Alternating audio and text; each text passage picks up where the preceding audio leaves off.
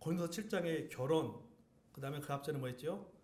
이혼, 그 다음에 이제 결혼의 문제에 대해서 쭉 한데요.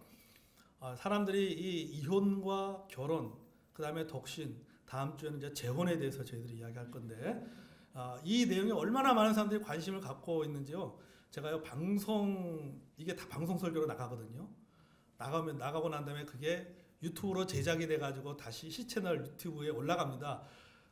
조회수를 보니까요, 확실히 달라요. 제가 사람들이 이만큼 이런 부분에 참 관심이 많구나. 생활적으로 접하는 부분에 상당히 많은 관심이 있구나라는 것을 많이 느끼게 되더라고요. 오늘은 저희들이 이유 있는 독신, 사실 우리 학생들도 같이, 청년들 같이 들었으면 참 좋았지 않나 생각이 드는데, 어쨌든 함께 우리 기도하겠습니다. 하나님 아버지, 고린도전서의 말씀을 나눕니다. 오늘은 저희들이 이 독신의 문제에 대해서 성경적인 시각을, 또 성경에서 어떻게 말하고 있는지 저희들이 말씀을 나누기 원합니다. 아버지, 저희들이 이것을 말씀을 잘 배우고 또 바른 저희들이 성경적인 시각을 가지고 또 우리 주변에 또 우리의 가족들 가운데 독신을 주장하는 분들에 대해서 우리가 어떤 시각으로 바라봐야 될지 아버지 오늘 말씀을 통해서 깨닫는 저희들이 되게 도와 주시옵소서. 예수 그리스도의 이름으로 기도합나이다. 아멘. 여러분, 이 자녀의 결혼 문제는요, 그 부모에게 숙제와 같은 겁니다. 그렇죠? 자녀들의 결혼하는 문제는 굉장히 부모들에게 숙제죠. 그래서 자녀를 결혼시킨 부모님들이 하는 이야기를 들어보면은 대부분 이런 말 하죠. 섭섭하면서도 속이 시원하다라고 얘기합니다. 그러니까 한편으로는 좀 섭섭한 마음도 있지만 한편으로는 속이 시원하죠. 왜 속이 시원해요? 숙제를 했거든. 숙제를 했기 때문에 속이 시원한 겁니다. 그러니까 그래서 이 자녀의 결혼 문제는요, 언젠가는 해결해야 될 숙제라고 하는 겁니다. 부모에게는. 그런데 이 어떤 경우에는요, 이 결혼을 반대할 수밖에 없는 이유나 시키지 않는 경우도 있습니다. 부모님들이요. 언제 그럴 것 같아요? 자녀가 결혼하고 싶어 하는데요, 결혼을 하지 못하도록 반대하고 결혼을 시키지 않는 그런 부모님들이 있습니다. 나름대로 그 이유가 있어요. 그 조사에 따르면요, 부모가 결혼을 반대하는 이유는 크게 두 가지입니다. 하나는 뭐냐면 자녀의 배우자를 바라보는 안목이 부모와 자녀가 다른 경우입니다. 그러니까 자녀가 결혼하고자 하는 그 배우자를 바라보는 시각과 부모가 자녀가 결혼하고 싶어하는 그 배우자를 바라보는 시각이 서로 다른 거예요. 바라보는 관점이 다른 거죠. 뭐 학력, 또 능력, 직업, 집안, 또 신앙에 대해서 이 자녀의 현실감과 부모의 현실감 사이에 차이가 있는 겁니다. 그 차이가 있을 경우에는 반대를 하는 거죠. 내 눈에 흙이 들어가는 한이 있던 안 돼. 그렇죠. 제가 결혼할 때 그랬다니까요. 우리 장모님이 뒤돌아 딱 앉아서 가버렸어요. 딴 방으로. 뭐 대단했습니다. 그때 픽백 받은 거 생각하면요.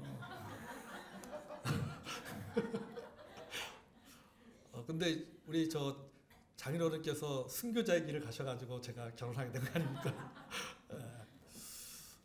요새 가끔 그런 생각이 들어요. 사실요, 우리 그렇게 얘기합니다. 농담이지만 우리 장인어른이 지금까지 살아계셨으면은 목회하는데 상당히 많은 도움을 받지 않았을까라는 생각을 얘기 많이 해요. 장로님이셨는데요, 굉장히 아주 신실하셨고 헌금도 참 많이 하셨어요. 그래서 우리 시골 교회 가면요, 장인어른이 세운 그 교회 가면요, 그 일대 땅이 다 처갓집 땅이거든요. 근데 그걸 다 하나님 앞에 다 드린 거예요. 교회에 다 드려서 저기서 일부만 좀 우리 해줬어도 농담으로 그런 얘기를 가끔 합니다. 어쨌든 간에 이게 시각이 다른 거예요. 부모가 보는 경우. 그렇죠. 여러분 안 그렇습니까? 솔직히 여러분의 자녀들 결혼시킬 때 마음에 들으셨습니까?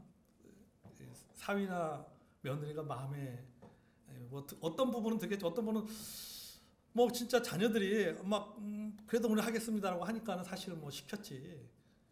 이게 차이가 있을 수밖에 없죠. 바라보는 시각 차이가. 또 하나는 뭐냐면요, 자식의 결혼이 불행할 것 같아서 반대하는 거죠.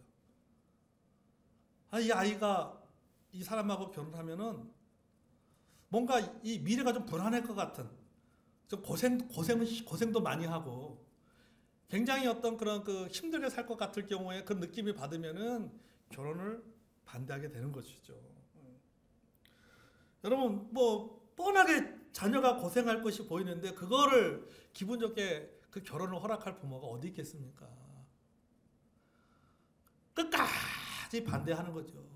끝까지 반대하는 거죠. 제가 그랬어요. 결혼하기 전까지 다시 한번 생각하면 안 되겠어. 저희 장모님이 그랬어요 저한테. 지금도 늦지 않았다고. 네, 다시 하고. 근데 지금은 제일 잘합니다 저한테 우리 장모님이. 목사님. 저한테는요 다른 사이들한테는요 뭐 김서방 뭐 소서방 뭐 이렇게 얘기하는데 저한테는요 서방서를 저한테는 한 번도 안 해요. 저한테는 목사님 항상 목사님. 네. 그리고 항상 존댓말을 써요. 저한테만 유일하게 존댓말 사이 가운데 저한테만 존댓말을 합니다. 다른 사이들한테는 다 반말하는데 왜냐하면 그분에게 있어서 저는 사위가 아니라 하나님의 종이라고 하는 그런 딱 생각이 있어요. 그러다 보니까는 항상 존댓말을 써요. 어떠나 이런 경우죠. 그러니까 이런 경우에는 이제 부모들이 자녀의 결혼에 대해서 반대하게 되는 것이죠. 자, 이것이 일반적인 부모들이 자녀의 결혼을 반대하는 이유입니다. 사실은 그렇잖아요. 또는 이 미혼 당사자들이 결혼하지 않는 또는 독신을 주장하는 그 이유. 그러면 이 의에 있는 독신이나 미혼은 무엇일까? 우리가 성경에서는 그러면은 이 부모도 이렇게 반대하는데 이 결혼 당사자인 사람 당사자가 이 결혼 정년기가 됐거나 또는 정년기를 넘긴 그런 젊은이들이 미혼들이 독신을 주장하는 이유가 뭡니까? 나는 결혼하지 않겠다라고 하는 이유가 무엇인가? 성경에서 말하는 그 합당한 이유가 무엇인가? 우리가 오늘 본문을 통해서 찾아보기 원합니다. 첫째 보면요. 여기 이렇게 말하고 있죠. 그가 마음을 정하고 이렇게 말해요. 37절에 그렇게 말씀해요. 그러나 그가 마음을 정하고 이 말은 뭐냐면 독신으로 살고자 마음을 정한 경우입니다. 나는 혼자 살겠다라고 마음을 정한 경우예요. 결혼정보회사의 그 설문조사 자료를 보니까요. 일반적으로 결혼을 계획하지 않은 이유에 대해서 미혼 남녀들을 조사를 했어요. 결혼을 계획하지 않은 이유에 대해서 조사했는데 1위가 뭐냐면은 나에게 집중하는 삶을 살고 싶어서 라고 하는 거죠. 그러니까 자기에게 집중하는 삶을 살고 싶어서가 49.8%입니다. 그 다음에 결혼과 육아에 대한 부담이 커서가 31.2%고요. 세 번째가 뭐냐면 현재의 삶에 충분히 만족하기 때문에 지금 나 혼자 살아도 난 충분히 지금 만족하면서 살 수 있다라고 8.4%. 그 다음에 주변 지인들이 만류해서가 0.4%. 아마도 만류한 사람들은 내가 해보니까 그거 별거 아니야. 차라리 혼자 사는 게 속 편해. 이런 거죠. 내가 그래서 결혼한다면 나 도시락 싸가지고 다니면서 내가 말릴 거다. 이런 사람들이겠죠. 이런 사람들 영향을 받았다라고 하는 것입니다. 그러니까 이건 사실 이것은 일반적인 이유예요. 일반적으로 갖고 있는 이유입니다. 그러니까 신앙과 상관없이 결혼의 정년기가 넘은 또는 결혼을 하지 아니하고 독신을 주장하고 있는 미혼들이 일반적으로 이런 이유 때문에 결혼을 하지 않는다라고 이야기하고 있다고 하는 거죠. 통계조사에 이렇게 나왔습니다. 여러분 물론 이 독신으로 살고자 하는 그리스도인 중에서도 물론 이렇게 이 많은 사람들이 일반적으로 결혼을 하지 않는 그 이 이유에 많이 동의할 거라고 생각이 돼요. 안 믿는 그리스도인들 가운데도 사실은 결혼하지 않는 이유 중에 하나가 뭐냐면 내가 지금까지 내 삶에 충분히 만족하는데 굳이 내가 결혼해가지고 고생하면서 살 필요 없다. 마음고생하면서 살 필요 없다. 나 혼자라도 얼마든지 잘 살 수 있다. 지금부터 열심히 노령연금 붓고 뭐 종신보험 들고 해가지고 열심히 차곡차곡 재산을 쌓아가지고 나중에 혼자도 잘 살 수 있어. 뭐 그렇게 얘기할 수가 있어요. 뭐 일반적으로 믿는 사람들로 그렇게 할 수 있습니다. 그러나 여러분 적어도 그리스도인이라고 한다면요. 그 이상의 신앙적 이유가 있어야 된다고 하는 겁니다. 아멘. 믿는 사람들이잖아요. 그러니까 이런 일반적인 이유뿐만 아니라 내가 독신 그리스도로서 살고자 하는 그런 성경적인 이유도 갖고 있어야 된다. 합당한 이유도 갖고 있어야 된다라고 하는 것입니다. 여러분 알다시피 바울은 뭐라고 말합니까? 바울은 결혼하지 않는 것이 뭐하다? 좋다라고 얘기했어요. 결혼하지 않는 것이 좋다. 자, 바울이 결혼하지 않는 것이 좋다라고 말한 두 가지 이유가 있습니다. 우리가 앞전에 쭉 배웠죠. 자, 바울이 결혼하지 않는 것이 좋다라고 이야기한 두 가지 이유가 뭐라고 그랬습니까? 모르죠? 저도 알고 있었어요. 물어본 거예요. 알면서도. 전혀 대답을 못할 거라 너무 잘 알고 있지만은 그걸 제가 물어봤습니다. 예. 그게 왜냐면은 제가 이야기할 수가 있으니까. 첫 번째 뭐예요? 임박한 환난 때문에 그랬어요. 임박한 환난 때문에. 예. 그러니까 바울이 생각하기에는 이제 신앙으로 인한 고난이 온다라고 하는 것이죠. 근데 고난이 오다 보면 어떻습니까? 혼자서라면 그 신앙의 고난을 뭐 내가 당하는 것은 상관이 없어. 근데 결혼하게 되면은 아내도 있고 자녀들도 있는 거예요. 근데 아내나 자녀가 또는 배우자가 가족들이 내가 신앙적인 고난을 당하는 거 보면 그들이 고난 당하지 않는다도 뭐예요? 심적으로 많은 고통을 겪는다라고 하는 거죠. 그렇기 때문에 차라리 결혼하지 않는 것이 낫다. 왜? 신앙생활하다 보면 고난을 겪을 수밖에 없기 때문에 네 혼자 마음고생하고 네 혼자 몸고생하는 것이 낫다. 그렇게 생각한다면 그래서 결혼하지 않는 것이 좋다라고 하는 것이죠. 또 한 가지 이유는 뭐예요? 주님의 일에 집중하기 위해서입니다. 마음이 나눠지지 않도록 하기 위해서. 결혼하게 되면 아무래도 가정이 얽매게 되잖아요. 뭐 가정도 꾸려야 되고 뭐 예수님 눈치도 봐야 되고 마누라 눈치도 봐야 되고 자녀들 눈치도 봐야 되고 너무 이렇게 분산되는 거예요. 그러니까 그런 것을 생각해 볼 때 결혼하지 않고 결혼하는 것이 훨씬 낫다. 왜? 결혼하지 않으면 내가 주님의 일에 집중해서 그 일을 할 수 있기 때문에 결혼하지 않는 것이 낫다라고 말하고 있습니다. 이게 바울이 이야기하는 것입니다. 자, 결혼에 관심 없는 젊은 그리스도인들에게도 이와 비슷한 어떤 영적인 그런 이유가 있어야 된다라고 하는 거죠. 왜 결혼하지 않습니까? 라고 하면요. 아유, 혼자 사는 게 나아서요. 내 삶에 좀 집중하고 싶어서요. 주변에 보니까 결혼 생활해가지고 결혼해가지고요. 마음고생하는 사람이 너무 많아서요. 이 이유만 가지고는 안 된다라고 하는 겁니다. 적어도 우리 믿는 사람은 왜요? 믿는 그리스도인이라면요. 결혼의 문제에 대해서 뭐 하게 됩니까? 기도하는 겁니다. 아멘. 그렇잖아요. 기도하고 뭡니까? 하나님의 뜻을 찾는 거잖아요. 하나님의 뜻을 찾는 거예요. 그러면 하나님께서 내게 보여주신 하나님께 내게 주신 하나님의 뜻이 있어야 된다라고 하는 이유가 있어야 돼요. 거기에 합당 결혼하든 결혼하지 않든 간에 그것에 합당한 이유가 있어야 된다라고 하는 겁니다. 아멘. 그래서 그가 마음을 정하여 라고 했을 때 그 마음을 정하여라고 하는 것은 바로 우리 믿는 그리스도인들은 그가 마음을 정했다 그 마음을 정한 이유가 있어야 된다라고 해요. 하나님께서 나에게 보여주신 주님께서 나에게 가르쳐 주신 그 이유가 있어야 된다라고 하는 겁니다. 그 영국 기독교 신문인 크리스천 투데이 칼럼니스트 엘레나 프랜시스라고 하는 그 칼럼니스트가요. 그 칼럼에 이런 제목의 글을 쓴 적이 있어요. 미혼 기독교인을 격려하는 성경 구절 6가지. 그러니까 독신으로 살고 있는 그리스도인들을 격려 성경 구절 6가지가 있다라는 제목으로 칼럼을 통해서 미혼 그리스도인을 향해서 이렇게 말했습니다. 첫째, 당신의 가치는 다른 사람이 당신을 향한 사랑에 의해 정의되지 않는다라고 얘기했어요. 첫 번째가. 그렇죠.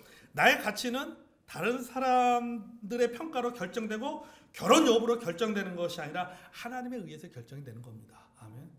그러니까 이 칼럼니스트가 그렇게 말하거든요. 당신의 가치는 당신이 결혼 못한 거야. 아니면 안 한 거야. 왜 남들이 다 했는데 왜 결혼 안 했을까? 뭔가 문제가 있는 거 아니야? 하고 하면서 평가를 절하는 다른 사람들의 평가에서 당신의 가치가 결정되는 것이 아니라 결혼의 유무와 상관없이 하나님에 의해서 당신의 가치가 결정되어진다라고 하는 거죠. 아멘? 맞는 얘기죠. 내가 못나서 결혼을 못하는 것이 아니다라고 하는 겁니다. 결혼의 유무가 존재의 가치를 결정하는 것이 아니다라는 거죠. 그러니까 부모님들도 마찬가지예요. 우리 자녀가 지금 결혼을 못하고 있어. 나이가 된데도 불구하고 결혼의 정년기. 사실은 결혼의 정년기라는 게 어디 있습니까? 그것도 문화에 따라 다 옛날에는 결혼의 정년기가 뭐 15살, 16살 조선시대 때 그랬잖아요. 지금 결혼 정년기가 몇 살입니까? 예? 30세요? 30세가 넘어도 결혼 못한 사람도 얼마나 안 하고 있는 사람도 얼마나 많은데요. 못한 사람도 많이 있습니다. 그러니까 결혼의 정년기라고 하는 것들도 사실은요. 그 문화에 따라서 바뀌는 겁니다. 자꾸 왔다 갔다 하는 거예요. 절대적 기준이 없는 거예요. 내게 결혼의 정령기는 언제냐? 하나님의 뜻을 보여줄 때가 그게 결혼의 정령기예요. 사람은 다 똑같은 게 아니라는 거죠. 그러니까 일반적인 것들은 있을 수 있겠지만, 그러니까 부모님들은요, 내 자녀가 능력이 없어서 결혼을 못하고 있다고 생각해서는 안 된다는 겁니다. 아멘? 예? 능력이 없어서 결혼하지 못하는 것이 아니에요. 여러분, 결혼도 하나님의 선물입니다. 아멘? 독신도 하나님의 선물입니다. 아멘? 우리는 각자의 부르심에 맞게 살아가는 거예요. 부르심에 맞게 사는 거. 나는 도저히 혼자서는 못 살아. 하면 결혼하면 되고, 나는 혼자서도 잘 살 수 있어. 하나님 나보고 혼자서 잘 살 수 있다 해가지고 그냥 살면 독신으로 사는 거예요. 그냥 각자의 부르심에. 근데 하나님께 나를 부르실 때 그 부르심에 잘해서 우리가 살아가는 것이지, 결혼의 유무로 나의 가치가 평가되는 것은 아니다라고 하는 겁니다. 아멘. 두 번째 뭐냐면요, 이 칼럼에서 이렇게 얘기합니다. 당신을 온전케 하는 것은 남녀 간의 낭만적인 관계가 아니라 신실한 하나님과의 사랑의 관계성에 있다고 했어요. 나를 온전케 하는 것은 남녀 간의 사랑을 통해서 내가 완전해지는 것이 아니라 하나님과의 관계성이 있다고. 하나님과의 사랑의 관계성에 거기에 나의 온전함이 있다 했어요. 존 파이퍼 목사님이 이런 얘기했어요. 행복은 소울메이트를 찾는 것이 아니라 구세주이신 예수 그리스도 안에서 만족감을 찾는 것이다 라고 했습니다. 다음에 아무리 완벽한 만남이라 할지라도요, 진짜 천생연분이에요. 진짜 잘 만났어. 아무리 봐도 잘 만났어. 우리 교회 집사님들 부부가 보세요. 진짜 아무리 봐도 잘 만난 부부들이 얼마나 많이 있습니까? 이 비밀이 크도다. 그런 부부들이 얼마나 많이 있는지 몰라요. 그러잖아요. 근데 아무리 완벽한 만남이라 할지라도 여전히 외로움의 공간은 남아있다라고 하는 겁니다. 그렇죠? 이준희 집사님 인정하십니까?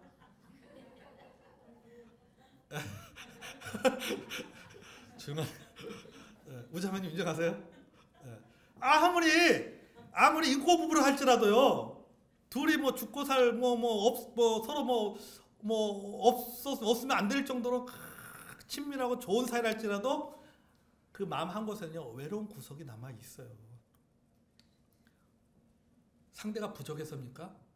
상대가 잘해주지 못했어요? 상대가 나를 사랑하지 않았어요? 아니에요. 여기는요, 하나님만이 채워줄 수 있는 공간입니다. 아멘. 하나님만이 채워줄 수 있는 공간이 있는 거예요. 그러니까 하나님과의 관계성이 좋으면 독신 생활도 결혼 생활도 만족할 수가 있다라고 하는 겁니다. 아멘. 하나님부터 만족하지 못하기 때문에 다른 것에 문제가 생기는 거죠. 마벨 로그라고 하는 그 칼럼니스트가 이런 얘기했어요. 독신의 시간 동안 하나님은 당신이 충만함과 만족감을 경험하게 원하신다는 것을 확신할 수 있어야 된다. 이것은 직업에서 오는 만족이나 어떤 관계에서 얻을 수 있는 만족과 다르다. 주님과의 관계에는 훨씬 깊고 진정한 만족을 준다. 하나님은 독신이든 결혼 이후이든 하나님과 진정한 관계를 이루기를 바라신다라고 했습니다. 아멘. 그러니까 내가 결혼했냐 안 했냐, 결혼 유무와 상관없이 하나님이 원하시는 것은 뭐예요? 하나님과의 관계성이에요. 그리고 사람은 이 하나님과의 관계성을 통해서 만족을 누리게 된다라고 하는 겁니다. 아멘. 그 셋째로 또 이런 얘기했어요. 미혼인 상태가 영적인 유익이 많다라고 했습니다. 그러니까 혼자 있는 것이 영적인 유익이 더 많다라고 하는 것이죠. 그렇잖아요. 여러분, 우리가 이 독신으로 있으면요, 누릴 수 있는 것들이 사실은 현실적으로 많이 있잖아요. 자기 개발도 할 수 있고. 결혼을 한다라고 하는 것은요, 제가 현실적인 얘기를 좀 우리가 보세요. 여러분, 결혼하면은 관계가 하나 더 많아지지 않습니까? 생각해 보세요. 혼자 있을 때는 부모님이 아빠, 엄마야. 아버지, 어머니. 근데 결혼하면 그러면은 아버지가 두 분이 되고 어머니가 두 분이 되죠. 그 다음에 또 형제도 더 많아지는 거예요. 그 말은 뭡니까? 관계성이 많아지는 거지. 관계성이 많아지면은 5월달 되면은 또 많이 나가야 되는 여기저기 많이 나가야 되는 거예요. 여기도 많이 나가야 되는 거예요. 그러니까 경제적으로도 사실은 좀 자기 쓸 게 좀 부족한 것은 사실이죠. 제가 좀 현실감 너무 현실감 있게 얘기하나요? 예. 근데 혼자 살면은 아무래도 이런 부분에 좀 여유가 있는 것이죠. 그러니까 유익이 있다라고 하는 겁니다. 네 번째 뭐냐면 많은 사람들이 배우자에게 바라는 자질과 능력은 이미 하나님 안에서 찾을 수 있다라고 하는 겁니다. 그러니까 이거는 독신 그리스도로 살아가는 사람들을 격려하기 위해서 칼럼니스트가 이렇게 쓴 거예요. 그가 제시한 성경구조 6가지가 뭐냐면 시편 61편 5절, 이사야서 54장 5절, 호세아서 2장 19절 20절, 마태복음 6장 33절, 고린도전서 7장 32절에 34절이라고 하는 것이죠. 그러니까 여러분 만약에 우리 주변에요, 만약에 이런 이유가 아니라 내가 결혼하지 않는 이유가 주변에 불행한 결혼 생활하는 사람 때문에 나도 그렇게 되지 않을까, 나도 결혼하면 저 가정처럼 저런 어려움을 겪지 않을까, 저런 불행한 일이 있지 않을까, 이런 것 때문에, 두려움 때문에 결혼하지 않는 거라고 하면요, 이 사람은요 참 불쌍한 사람이에요.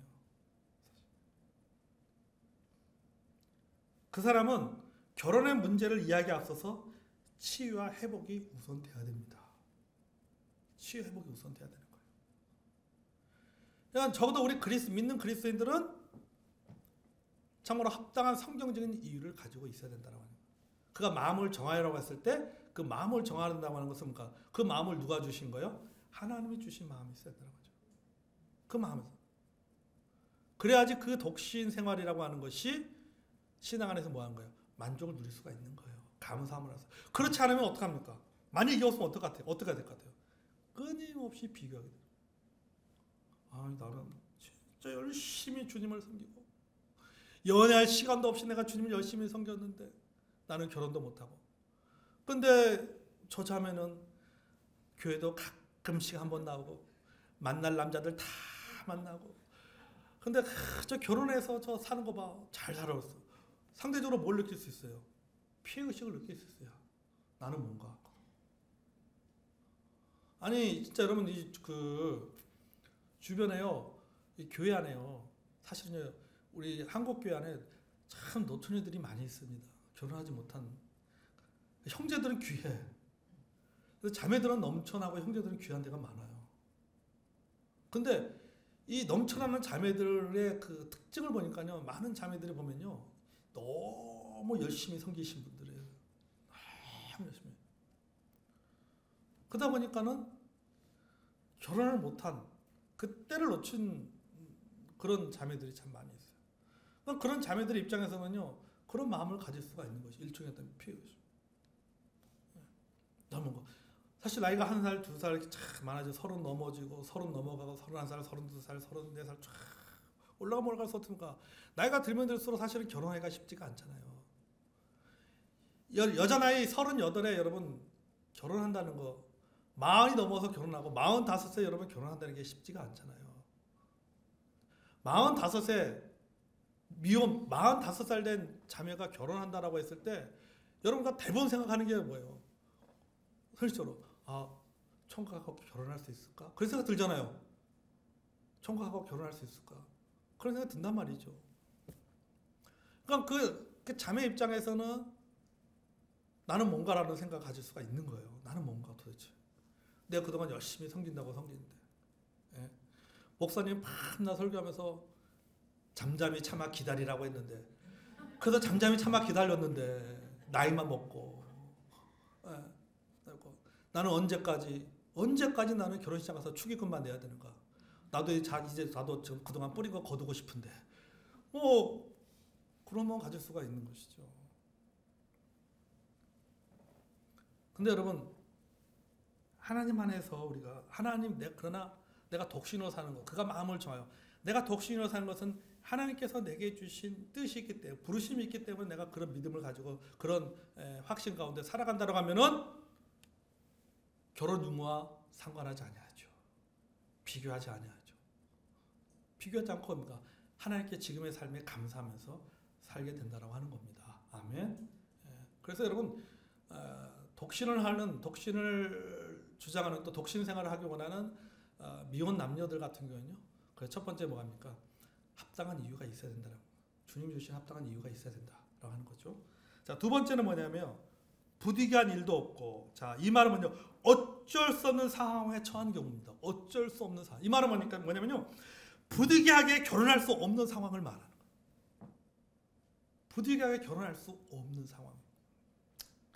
여러분, 결혼하면 뭐 해야 돼요? 독립을 해야 됩니다. 독립을 해야 돼요. 자, 독립을 해야 되는데 독립적으로 생활할 수 없는 젊은이들이 있습니다. 예를 들면요, 뭐 심각한 장애가 있는 경우에는요, 부모의 돌봄이 필요한 거잖아요. 돌봄이 필요한 겁니다. 어떤 경우에는, 이런 경우는 어떻습니까? 결혼할 수가 없고, 또 부모들도 결혼을 시키기가 사실은 쉽지가 않는 경우죠. 그러니까 이렇게 부득이한 경우가 있다라고 하는 거예요. 그러면 어때요? 독신으로 살 수밖에 없다라고 하는 겁니다. 여러분, 이거는요, 육체적인 장애만이 아니라요, 내면의 장애도 마찬가지예요. 내면의 장애. 여러분, 우리가 살아가면서 겪는 여러 가지 상처가 있을 수 있습니다.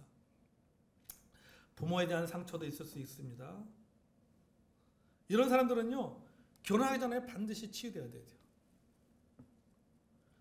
자녀가 어른이 되어도 부모로부터 마음으로 건강하게 독립하지 못하면요, 부모의 부정적인 모습이 그대로 자신의 삶을 통해서 재현되지. 그 부모의 부정적인 부분과 배우자를요, 동일시 보게 되는 거예요.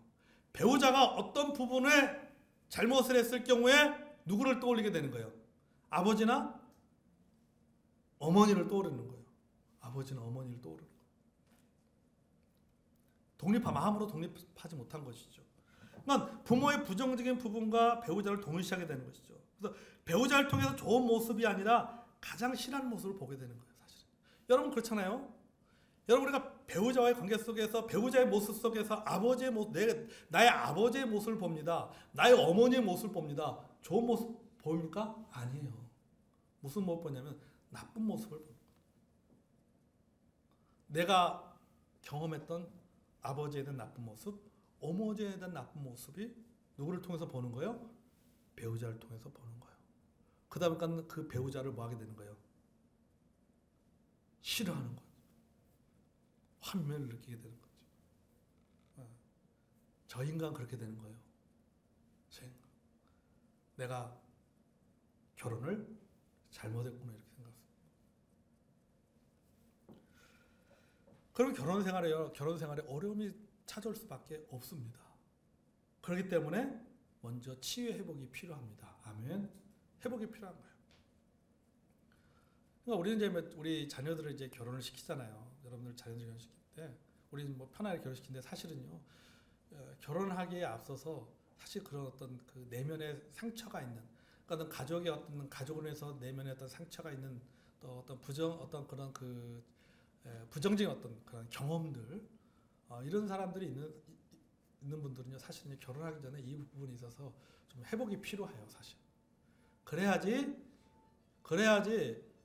결혼하고 난 그 이후에도 그게 문제가 되지 않지. 안 그러면요, 그게 결혼하고 나면 그게 계속 나타나게 될 수밖에 없어요. 왜 그러냐면요, 그 이상을 기대하잖아요, 사실은요. 남편을 통해서, 아내를 통해서 그 이상을 기대하게 됩니다.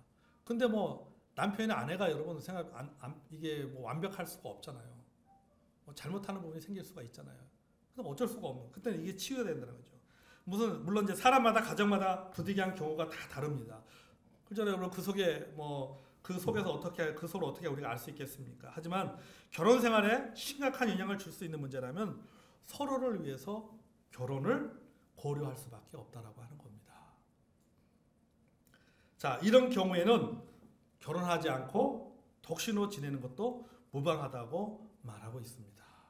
자, 37절 하반절 보겠습니다. 이렇게 말하죠. 그 약혼녀를 그대로 두기로 하여도 잘하는 것이니다 라고 말하고 있죠. 그러니까 결혼하지 않는 것도 잘하는 것이다. 이런 이유라면 결혼하지 않는 것도 잘한다. 왜? 이게 서로가 나은 거죠. 그러니까 이거 말은 뭐냐면 이제 일단 회복이 필요하다라는 거죠. 회복을 하고 난 이후에 함께 하는 것이 중요하다라고 하는 것입니다. 38절 볼까요? 38절. 그러므로 결혼하는 자도 잘하거니와 결혼하지 아니한 자는 더 잘하는 것이니라. 엘리자베스 엘리엣이 이렇게 말해서, 결혼하는 것도 독신으로 사는 것도 둘 다 잘한 결정이다.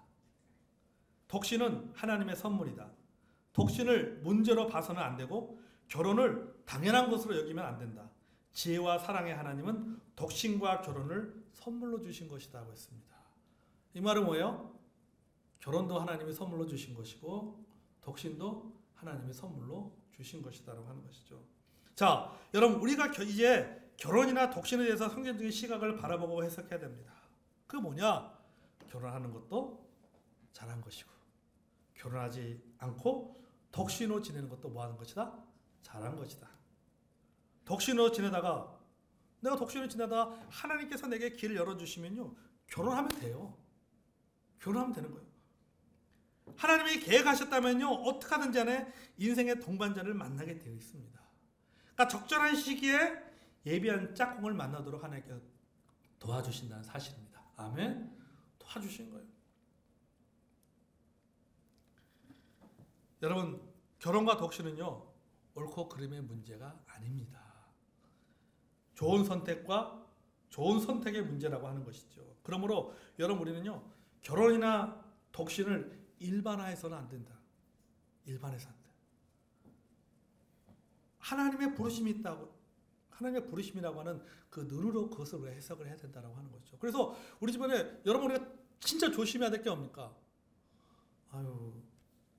아니 뭐 예를 들어서 뭐 영희 엄마 아니 왜 일단 아직도 결혼도 못 갔어. 못 한 거야? 안 한 거야? 뭐 문제 있는 거 아니야? 이렇게 생각해서는 안 된다라고 하는 겁니다. 그러니까 우리가 함부로 남의 집 자녀들 놓고 뭐 결혼 뭐 나이가 지금 30 넘었는데 아직도 결혼을 못했어. 뭐 문제 있는 거 아니야? 요 입으로 뭐 하는 거예요? 이 입으로 죄를 범하는 겁니다. 아멘? 함부로 말하면 안 된다. 함부로. 그러니까 우리 교회 안에서도 그럴 수 있어요. 예를 들어서 우리 교회 안에 아직 결혼을 하지 않는 우리 일반적으로 우리 한국 사람들이 갖고 있는 정서적인 분위기 가운데 결혼의 정년기라고 하는 나이가 있는데 그 나이를 훨씬 넘겨서 결혼하지 않고 있는 형제나 자매가 있을 때 우리가 바라보는 시각 왜 결혼 못하지? 뭐가 도대체 문제? 라든가 저 성격이 못돼 모서 아직까지 결혼 못하고 있는 거야. 이렇게 한다든가 눈이 높아서 그래. 이 눈이 좀 낮춰. 눈이 너무 높아. 이렇게 해서는 된다 안 된다? 안 된다는 겁니다. 아멘? 안 되는 거예요. 성경에 말하잖아요. 결혼하는 것도 좋고 안 하는 것도 좋더라고요. 우리가 해야 될 것은 뭡니까? 그가 하나님의 주신 때를 볼 수 있고 그 때에 맞게 현명하게 선택할 수 있게 결정할 수 있도록 하나님 앞에 우리가 그런 결정할 수 있도록 우리가 뭐 하는 거예요? 하나님 앞에 도와달라고 기도하는 것이 그게 뭐예요? 부모의 역할입니다. 아멘? 좀 빨리 조급한 마음을 가질 수는 있겠지만 오늘 이 말씀을 가지고 제가 여러분 성도님과 함께 오늘 말씀 나누는 이유가 바로 이것이에요. 하나님의 뜻이 있다라고 하는 거죠. 그가 분명한 하나님의 뜻 가운데 그가 결정한 것이라고 하면은 우리는 믿는 부모로서 그의 뜻을 존중해 주어야 되고 혼자 살겠다고 하다가도 사람 모르잖아요. 그죠? 하나님께 보시면 확가닥 하면은 뭐 당장 결혼하려고 하는 경우들도 있잖아요. 그러니까 여러분 우리는 부모로서 또 우리 주변에 우리 성도님들이 우리 주변에 아직 결혼의 정년기를 하고 독신으로 살아가는 그런 분들이 있다면 우리가 여러분 함부로 여러분 판단하지 마시고 오늘 말씀 결혼하는 것도 잘하는 것이고 결혼하지 않는 것도 잘하는 것이다. 결혼하는 것도 죄 짓는 것이 아니요 결혼하지 않는 것도 죄 짓는 것이 아니다 라고 하는 그런 시각으로 바라보고 오히려 그들을 위해서 우리가 기도하고 또 격려하는 자 여러분이 되기를 원합니다. 자 우리 찬송하겠습니다. 찬송가 417장 찬송했습니다.